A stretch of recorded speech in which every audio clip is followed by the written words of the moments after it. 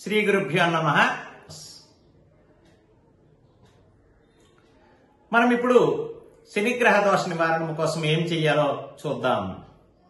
శనిగ్రహము అనగానే లోకమంతా భయపడిపోయేటటువంటి పరిస్థితి. శని అనుకూలత కన్నా అననుకూలతే ఎక్కువగా దోషమునని కలగజేస్తాడు అనేటువంటిది ప్రతి ఒక్కరిలోనూ ఉన్నటువంటి ఒక రకమైన అపోహ. శని జీవన చక్రంలో మనకి జాతక చక్రంలో ఎన్ని రకాలుగా మనకి తారసపడుతూ ఉంటాడు. శనిగ్రహం వచ్చినప్పుడు ఎందుకు భయపడాల్సిన పరిస్థితి వస్తుంది? ఎంతటి గొప్ప ఉన్నతమైన స్థితిలో ఉన్నటువంటి వాడికైనా శనిగ్రహ దోషం అనేటువంటిది చాలా విచారగ్రస్తమైనటువంటిది. మానసికమైనటువంటి విచారము, లేకపోతే పనుల్లో ఆలస్యము, జాప్యము, బద్ధకము ఇవన్నీ కూడా శనిగ్రహం వల్లే ఏర్పడుతున్నాయి.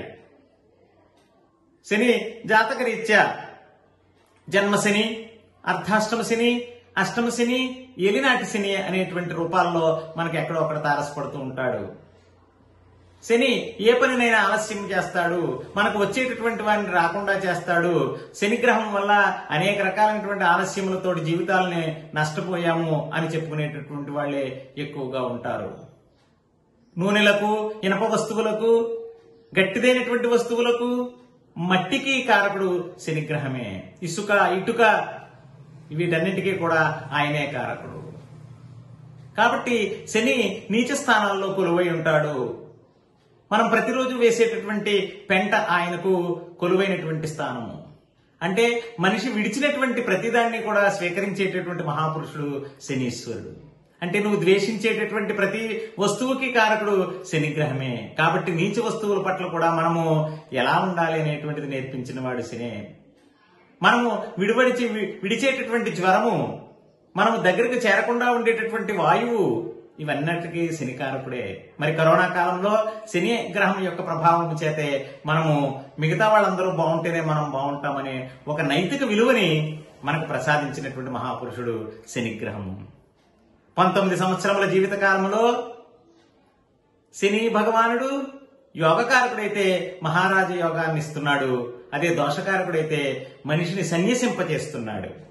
మనిషి అన్నింటినీ విడిచిపెట్టడము, మనిషికి వైరాగ్యం రావడము, మనిషికి మోక్షస్థితి కలగడము, ఇవన్నీ శని భగవానుడు ఇచ్చేటటువంటిదే. అందుకే ఆయుర్దాయకారకుడిగా మనం శనిని చెప్పుకుంటాం. శని దీర్ఘము, శుష్కము రెండింటి మీద శని ప్రాణం ఇవ్వడము, తీయడము శని మీదే. అంటే ఇచ్చేది పోయేది, వచ్చేది పోయేది, ఇచ్చేది తీసుకునేది అనేటువంటి విషయాల్లో కూడా శని భగవానుడు మనకి తారసపడుతున్నాడు. కాబట్టి జ్యోతిష విధులారా, శనిగ్రహం యొక్క అనుగ్రహము ప్రతి ఒక్కరి మీద ఉండాలని మనం ప్రతిరోజు లోకా సమస్త సుఖినో భవంతు, సర్వే జనా సుఖినో భవంతు అనే 2 మాటల్ని చెప్పుకోవలసినటువంటి అవసరము అందుకే ఏర్పడింది. శనిగ్రహ నివారణ కోసము నువ్వులు దానం చేయండి, తిలలు, నూనె పదార్థములు దానం చేయండి. ఆకుకూరల్లో మనకి తోటకూర మొదలైనటువంటి ఆకుకూరలు దానం చేయండి. వస్త్రములు దానం చేయండి. శని భగవానుడు అనుగ్రహిస్తాడు. వెంకటేశ్వర స్వామి ఆరాధన, విష్ణు సహస్రనామ పారాయణము,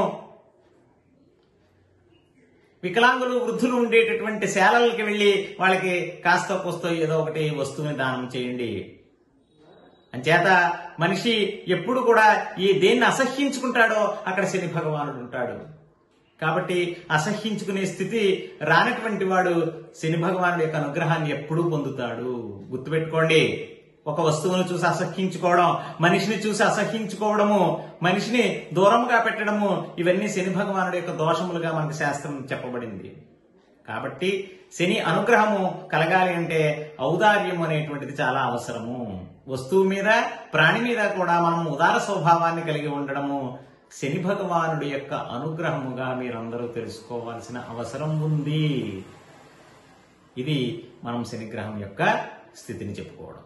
మీ డాక్టర్ అలీ శ్రీనివాస్.